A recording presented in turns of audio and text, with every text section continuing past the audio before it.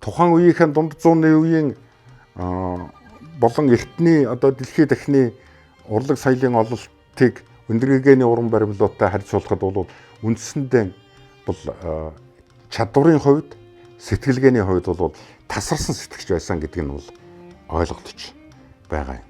Магадгүй төгс төгөлдөр юм гэж хорвоо дээр байдаггүй гэсэн. Тэгтээ хорвоо дээрх одоо ухаантнууд жишээлбэл манай салбарын Моцарт ч гэдэг юм уу.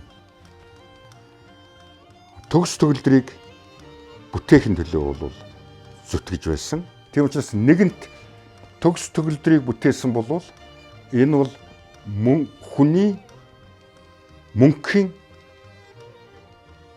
одоо татах хүчин болж чадна.